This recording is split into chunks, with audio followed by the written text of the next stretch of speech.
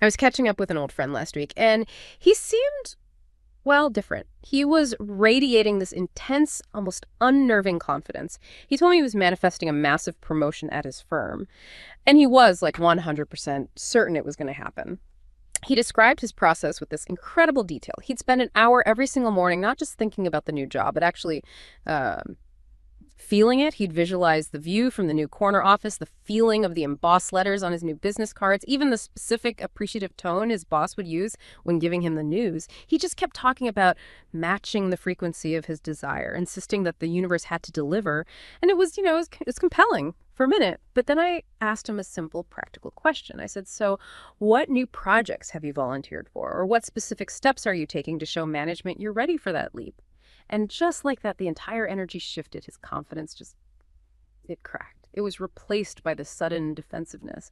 He looked at me almost like I'd insulted him. He said that doing things was lack mentality, that it showed the universe you didn't really trust the visualization to do the work. That moment, that complete disconnect where the act of visualizing had become a total substitute for the act of doing it, it really stuck with me. It made me wonder, what if all that positive visualization, that intense daydreaming about the future we want, isn't actually the engine for success? What if it's the brake? Welcome to the deep dive. And that anecdote is so potent because it perfectly encapsulates the core conflicts so many people face today. Right. This tension between what feels good and what works. Exactly. We're just constantly immersed in this culture that tells us that simply wanting something hard enough is the key. Mm-hmm. But every successful person knows that the real world, it just doesn't work that way. It rewards disciplined action. It rewards preparation. It's the tension between comfort and effort. My friend was using the feeling, the happiness of the promotion to replace the work that's required to actually earn it. Yeah. And that gap is it's fascinating. And that tension is exactly what we are going to explore today. We are taking a deep dive into this very conflict, this chasm between wishful thinking and genuinely effective action. Sure. And we're going to analyze it through the stringent evidence-based lens of psychological science. And physics and philosophy too, right? Oh, absolutely. The impartial reality of physics and the deep, deep tradition of philosophy. So what's our mission in all this complexity? What do we want you, the listener, to walk away with? Our mission is to give you a definitive map for achievement, a real one. We're going to unpack the evidence-based, scientifically validated strategies for achieving difficult goals. The ones that have actually survived rigorous testing. And contrast those with the law of attraction stuff. And contrast them sharply with the largely unproven, and as we'll see, sometimes counterproductive, tenets of the law of attraction movement. We are here to provide the blueprint for what actually works when you want to turn abstract intentions into measurable, consistent results. Okay, let's start right there, right where my friend's story left off. This visualization trap. It feels so completely counterintuitive to say that pure positive thinking might be, detrimental. It really does. If imagining a successful outcome feels good and boosts your morale, why on earth would that ever be a bad thing for getting something done? That's where it gets really, really interesting, because this is one of the most surprising and robust findings in the science of self-regulation. And it directly challenges the foundational messages of something like the law of attraction. So it's not that visualization is bad, period. Not at all. The issue isn't with visualization as a tool itself, but with visualization used in isolation. Visualizing only the positive outcome without ever acknowledging the struggle or the obstacles or the necessary path of effort. And this comes from a specific body of research. It does. This foundational work comes from Professor Gabrielle Oettingen and her model of fantasy realization. She demonstrated through extensive research that merely envisioning a positive future often causes the necessary drive for action to just dissipate. The mind gets comfortable. But hold on, why does my brain relax? If I'm dreaming of that new, really challenging job, shouldn't my brain be firing up all the systems I need to go tackle that challenge? Why would it decide, oh, that's done, I can rest now? Because the positive fantasies are so immersive that they effectively simulate success in the mind.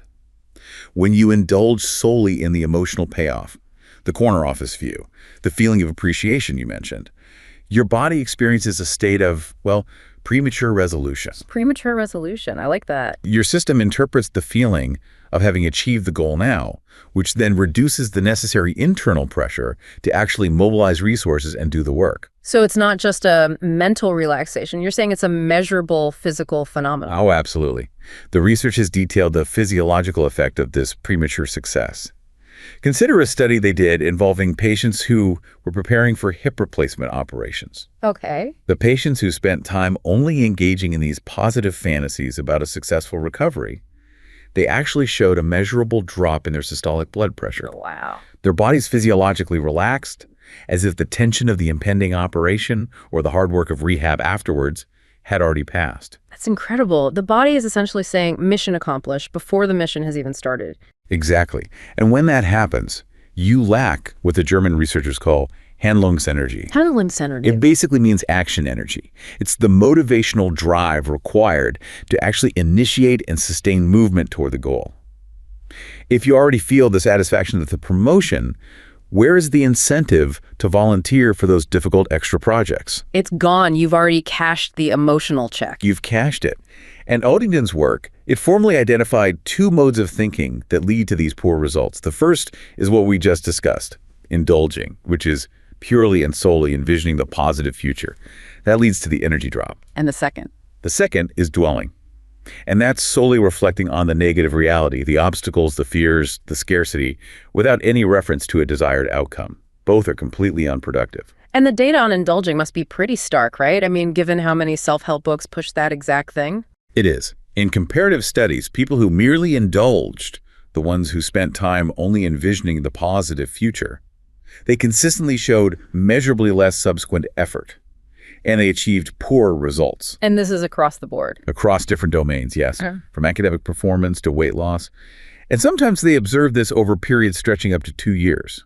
They were just less energized, they put in less study time, and they performed worse, even if they started out with really high expectations. Okay, so if pure positive thinking is the brake, what's the accelerator? The accelerator is the superior strategy known as mental contrasting, or MC for short. Mental contrasting. That sounds like the exact opposite of the law of attraction. Yeah. Instead of wishing away reality, we're forcing ourselves to confront it. Precisely. Mental contrasting is a structured cognitive process. It requires you to first vividly imagine the desired outcome. You know, the corner office, the feeling of success. The fun part. The fun part.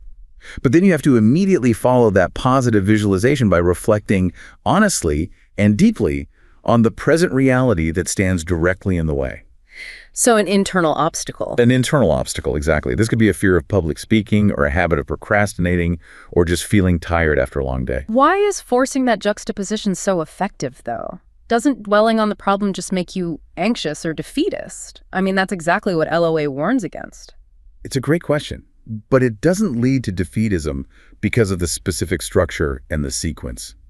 You establish the positive future first, which maintains hope and gives you a sense of reward. Only then do you elaborate on the negative reality. And the psychological mechanism here is that MC matches what we call the subjective problem space with the objective problem space. Okay, let's unpack that. That sounds a little academic. When you say the objective problem space, what does that mean conversationally? Right. It just means we are matching your internal feeling, what you want, with the external reality that dictates the necessary steps. The objective space includes the desired outcome and the tangible impediments you have to overcome. By forcing this contrast, you intentionally create this cognitive tension, a discrepancy. So we are deliberately making ourselves feel the gap, that friction between where we are and where we want to be. And that friction signals that action is required. Yes. That friction is the motivational engine. Unlike indulging, which signals resolution and allows for that premature relaxation, mental contrasting signals an unresolved state, and that generates the necessary motivational spark to go and bridge the gap. And this MC technique is directly linked to whether or not the goal is even possible, right? The feasibility. That's the key psychological element. It's called expectancy-dependent goal commitment. Mental contrasting serves to activate and clarify your expectations of success, your own feasibility assessment, and it makes your commitment completely reliant on it. So if I visualize the promotion, but then I confront the fact that I haven't taken a single new course or sought out any mentorship, I have to ask myself, is this actually feasible for me right now? Exactly. And if your expectations are high, meaning you genuinely perceive the goal as reachable with effort, then strong commitment and striving just naturally emerge. The mind determines the reward is worth the necessary effort, and it sees that you have the resources to achieve it. And the reverse. Conversely, if, after confronting the reality, your expectations are genuinely low, maybe that promotion requires a certification you cannot possibly obtain for 3 years, MC helps you to refrain from engaging, to disengage. Which is so crucial because it conserves those valuable resources, your time, your energy, your emotional bandwidth for goals that are within reach. It's a mechanism for realistic ambition. It is. It teaches you to differentiate between a truly motivating dream and just a pleasant but ultimately distracting fantasy. MC empowers you to go for reachable goals and wisely avoid those that are currently beyond your objective means. And that brings us to the practical application of this principle, which is the WHOOP framework. I love this because it takes the rigorous science of mental contrasting and combines it with another really powerful tool, implementation intentions. Yes, WHOOP wish, outcome, obstacle plan is this structured, evidence-based antidote to wishful thinking. It's a 4-step framework that guides you through this entire process of realistic dreaming. Let's walk through the steps because I know the order and the specificity are absolutely vital. They are. So first, the wish. This has to be specific, meaningful, challenging, but genuinely achievable. It's not just some vague desire. It needs to be concrete enough to visualize. Yeah. We recommend keeping it concise. Ideally 3 to 6 clear words just to keep the focus really sharp. So we're moving beyond I want to be happy to something much more specific, like complete my challenging PyCon project by Friday. That's a perfect example. Second, the outcome. This is where we strategically leverage positive visualization, but with a purpose.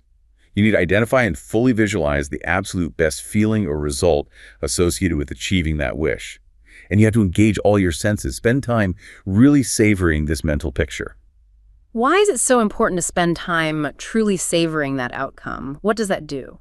Because if this intense visualization of the outcome doesn't genuinely excite you, or if the best feeling you can conjure up feels a bit hollow, then the wish itself probably needs rethinking.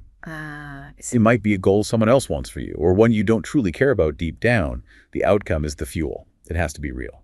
Okay, so that brings us to the hard part. The hard part? Third, the obstacle. This is the crucial moment of mental contrasting. You must identify the number one internal roadblock, the single most salient thought, feeling, or bad habit that you can control and that prevents you from reaching the wish. Can we just emphasize that internal aspect for a second? Because I think most people, when you ask them about obstacles, they immediately list external factors, the economy, my boss, my schedule. And that shift from external to internal is absolutely essential for empowerment. We're not focusing on things you cannot change. We're focusing on your internal responses that you can control. Can you give an example? Sure. Let's say your wish is to write a book. The external barrier might be a busy work schedule. But the internal obstacle, the one you can whoop, might be the feeling of overwhelm when you stare at the blank page. Or maybe it's the habit of scrolling social media whenever you feel stuck.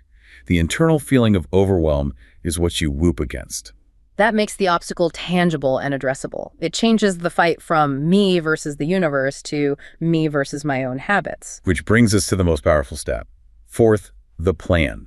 This is where the science of implementation truly shines. It translates that confrontation with the obstacle into automated action. And that automation comes through what are called implementation intentions, the famous... Yes. This is the simple but powerful, if obstacle occurs, then I will specific action statement.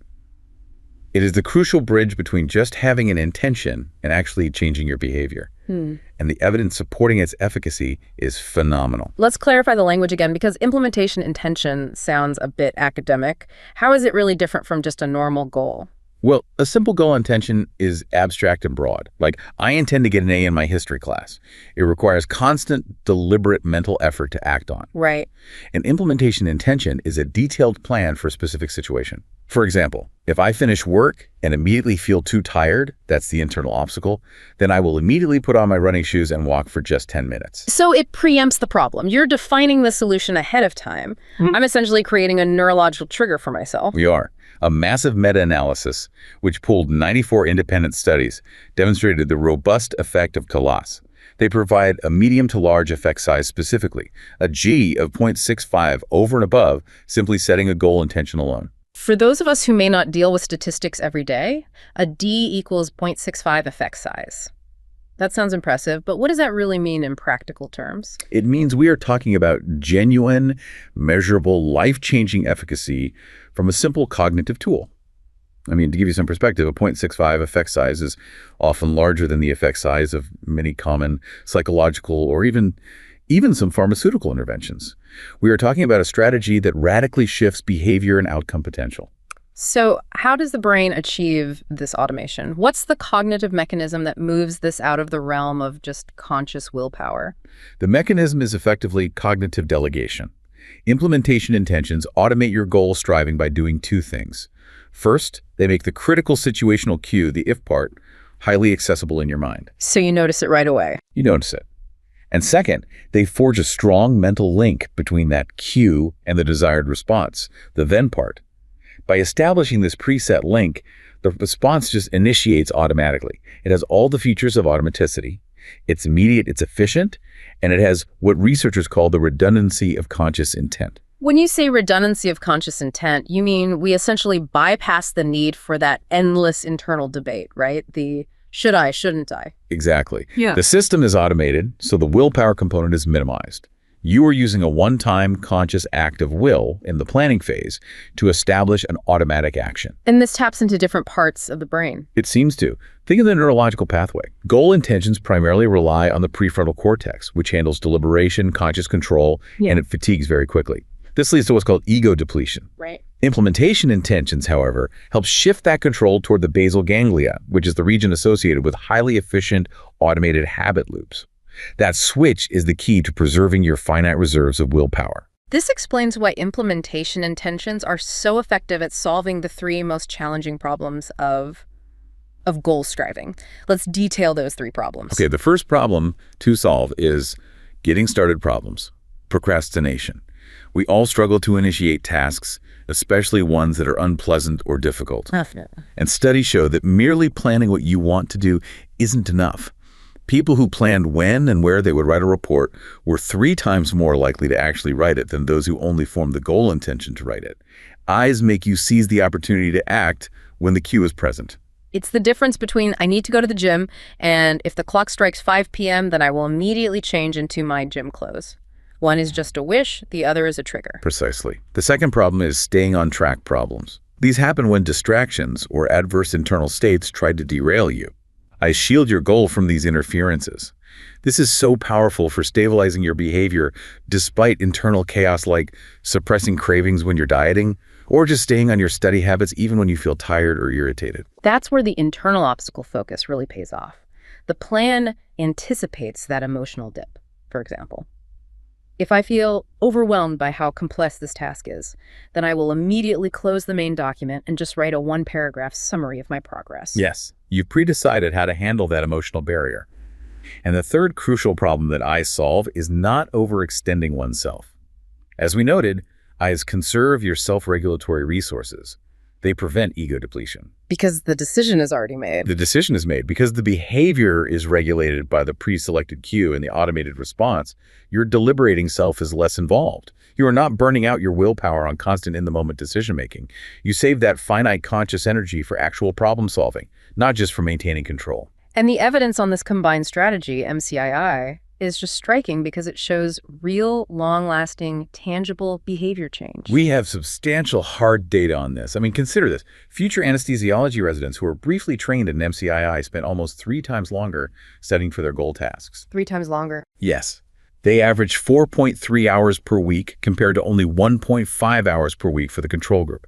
This isn't just a small bump. This is a radical increase in dedicated effort and, subsequent competency. That's the difference between merely wishing for competence and actively, methodically building it. And in the health domain, a study on middle-aged professional women who learned MCII showed they exercised nearly twice as much, about 1 hour more per week for 16 weeks, compared to a group that just got information. Wow. Furthermore, in broader personality variables, undergraduate students who learned MCII showed enhanced reports of self-discipline and self-esteem in just 1 week. I find that self-esteem finding particularly compelling. It suggests that success doesn't just breed happiness. It actively builds the internal machinery of discipline. You feel better about yourself because you have demonstrable proof of your own self-efficacy. Exactly.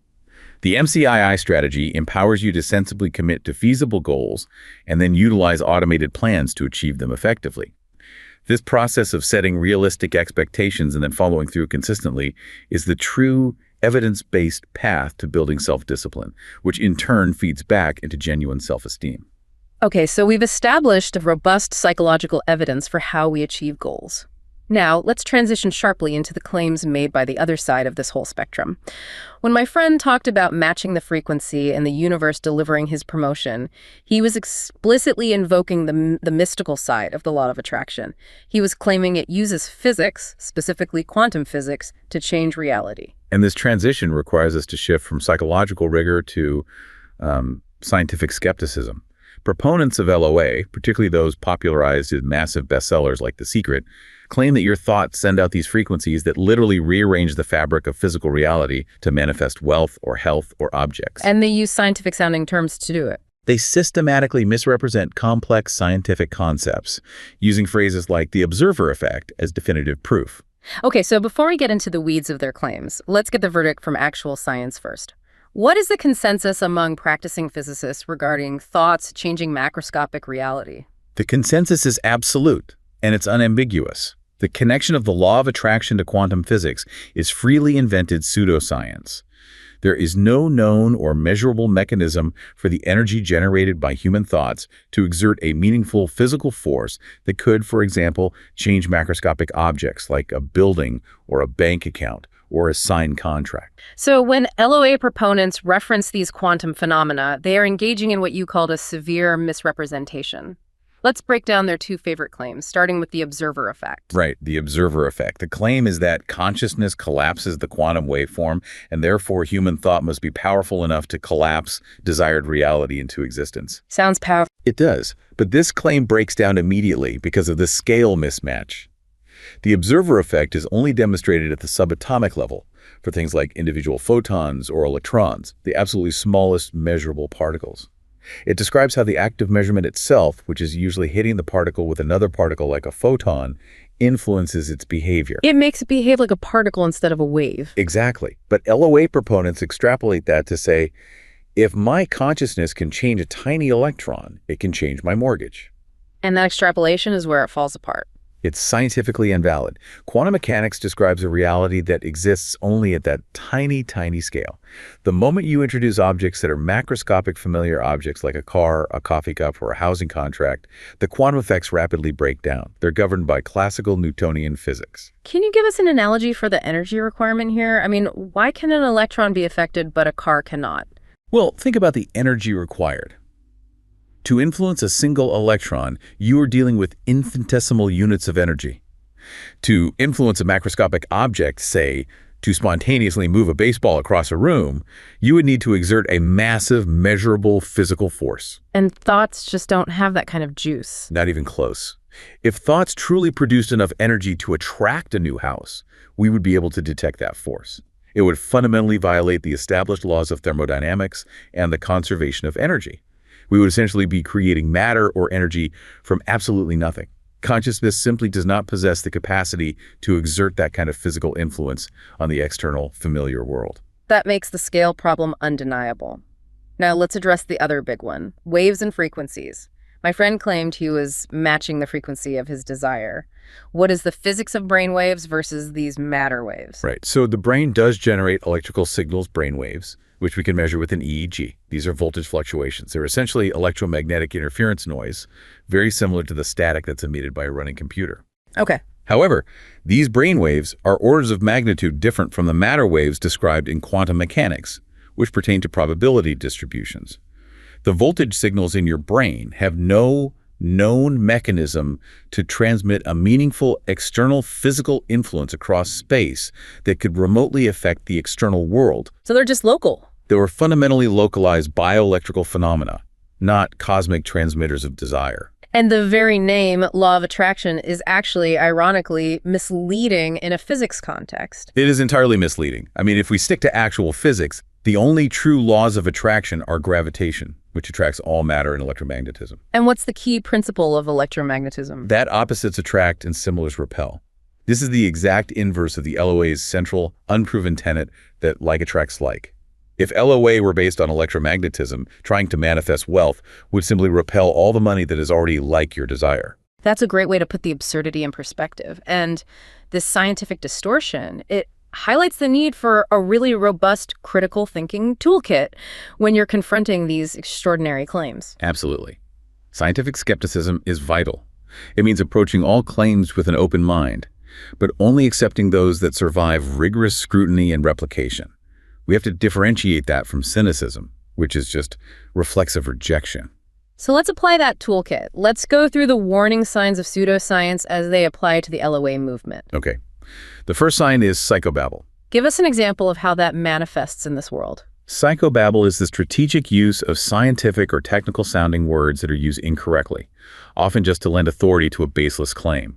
Phrases like quantum energy fields or vibrational alignment or biofeedback resonance, they're deployed to create the illusion of science. My friend, talking about matching the frequency. That is classic psychobabble. It sounds scientific, but it has no scientific meaning in the context of manifesting wealth. The second sign is extraordinary claims. This is the most obvious one.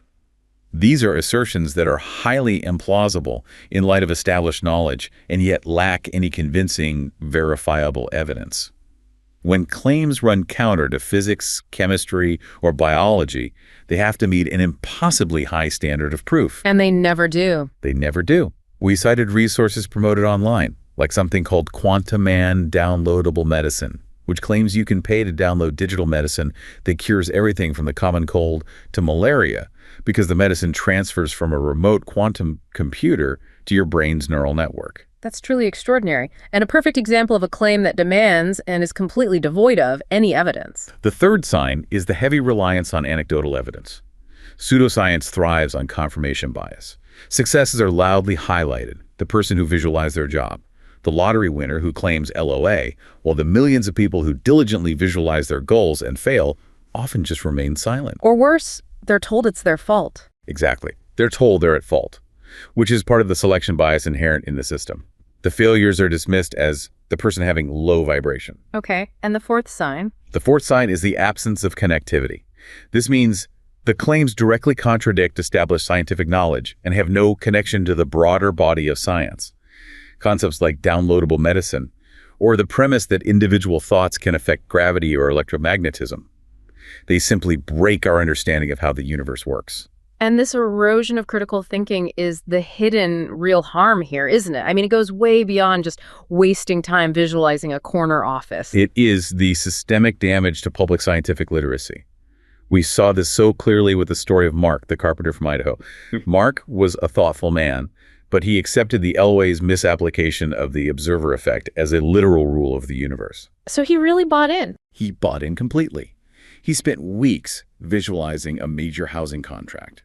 When he lost the bid to a competitor who was simply better prepared and offered a lower price, his entire faith in the rules of the universe was shaken. He felt betrayed not by his lack of effort, but by the cosmic rules failing him. Exactly. When people buy into complex, misrepresented science as a life philosophy, it leads to these terrible logical pitfalls. When LOA fails, the believer's most common conclusion is self-blame, that they didn't focus hard enough, or that they allowed one stray negative thought to ruin the whole manifestation. And that just leads to a downward spiral. It often results in decreased self-esteem, self-reproach, and tragically, it can cause individuals to abandon proven scientific or medical approaches in favor of quantum magic, particularly when it comes to health crises. It's a passive system that promises ultimate power while simultaneously inducing passivity, because the act of doing is replaced by the act of wishing. And that passivity is the most profound break on achievement, which brings us right back to our core contrast. Whoopee tells you where to aim and how to execute. LOA tells you to meditate and wait for the cosmic delivery service. Okay, to give the law of attraction some historical context, its proponents often claim it has these deep, ancient roots. They frequently cite South Asian concepts, particularly karma, as proof that this idea of what you put out comes back has always worked. Right. We really need to clarify this philosophical connection and, more importantly, the profound differences between the two. This is such a crucial distinction because the contemporary law of attraction fundamentally appropriates, simplifies, and ultimately just misrepresents the ancient concept of karma. I remember the observation of a retired Indian philosophy professor, Ramesh, who insisted that karma is emphatically not a celestial vending machine. I love that phrase, celestial vending machine. It perfectly encapsulates the transactional, consumerist, and instant gratification focus of the modern Western LOA movement. Precisely. The Western law of attraction focuses so intensely on immediate material manifestation, a specific dollar amount, a luxury item, or a career leap. And it's achieved primarily through an individual's isolated positive mental state. The focus is almost purely self-centered. What can I acquire now? And karma. Karma, in its original traditions, whether in Hinduism, Buddhism, or Jainism, is vastly different. It is defined as intentional dharma, which means ethical duty, moral action, and responsibility played out over a person's entire life, or even across multiple lifetimes. So karma is about the ethics of the action itself, not the material reward of the outcome. It is entirely focused on long-term ethical conduct and the subtle, cumulative unfolding of consequences rather than instant cosmic feedback. Like the story you mentioned about the professor's grandfather. Exactly. When Professor Ramesh spoke of his grandfather, he described a man who spent years building a public well for his village. He did this because it was the right ethical act. It was his dharma, not because he expected immediate fame or wealth in return. His later good fortune was viewed as a subtle, cumulative effect of a life spent in moral integrity, not a direct, transactional response to a visualization technique. So if LOA is transactional, I send a positive thought, I get immediate money. Karma is cumulative and ethical. It's about building a stable moral foundation that might eventually result in future flourishing, but the flourishing itself is not the main goal. Exactly. And the philosophical implication here is just profound because it shifts the locus of control and responsibility. Karma emphasizes moral accountability and aligning one's actions with duty to the community and to eternal principles, regardless of the immediate personal reward. And the LOA's interpretation of bad fortune is equally flawed when you view it through the lens of karma, isn't it? When a practitioner of LOA says, bad things happen to you because your vibration was low, that is shifting the burden entirely onto the victim's internal state. It's a gross, morally problematic simplification. It suggests that ethical conduct or external factors are totally irrelevant and that all suffering is deserved because the individual failed to want it enough or maintain the proper frequency. Whereas karma is more complex. Traditional karma, while it deals with consequences, emphasizes the complexity of fate and the primary importance of ethical conduct in the present moment, even if those consequences are delayed or unfold in totally unexpected ways. And what about meditation? That gets pulled into LOA rhetoric too. It does. When LOA cites Eastern traditions, it often pulls in concepts like meditation as tools for manifestation. But while meditation is central to many Asian philosophies, studies show it improves well-being not through attracting external results, but through measurable psychological and physiological effects. Effects like stress reduction, improved concentration, emotional regulation, all things that make you a better person to act in the world, not someone better at receiving from the world. Precisely.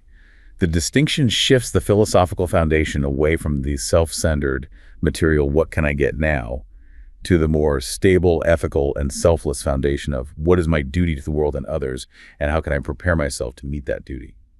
And that foundation, it requires effort, moral consistency, and a long-term perspective. It really seems like the unifying conclusion across psychology, physics, and philosophy is that sustained effort, preparation, and engaging with reality, both the rewards and the obstacles, are the true, reliable drivers of success, not passive, isolated wishing. That is the inescapable conclusion drawn from all our sources. #outro. We've taken a really deep dive today, contrasting scientific rigor with popularized magical thinking. And the core message for you, the listener, is definitive. The psychological evidence is crystal clear. The most effective, evidence-based path to goal attainment is one that acknowledges the obstacle and rigorously plans for it. You have to engage that reality check that mental contrasting provides. And the WHOOP method gives you both the fuel, that motivating vision of the outcome, and the practical automated means, the implementation plan, to execute effectively. It is the scientifically proven alternative to starry-eyed wishing. WHOOP users aren't just dreamers, they are doers who proactively plan for the precise moment that internal hurdle is going to appear. And mental contrasting is the key ingredient that ensures your commitment aligns with objective competence, with your own feasibility assessment. You realize your potential by sensibly committing to reachable goals and then using implementation intentions to achieve them efficiently. Right. This consistent, evidence-based process going for feasible goals and then using automation to execute. That's what truly builds sustained self-discipline and self-esteem. You stop wasting energy on the unreachable, and you start preserving energy by delegating control to automated habits. And this alignment between what you aspire to and what you achieve is, as the philosopher William James noted over a century ago, the true engine of self-worth. Remember that thoughts do not shape external reality. They shape behavior. True self-regulation and success originate from calculated action and preparation, not meditation and talk. The self-regulatory strategies of mental contrasting and implementation intentions empower people not by granting them some kind of cosmic power, but by helping them take charge of their everyday lives efficiently and effectively, relying on internal discipline instead of external frequencies.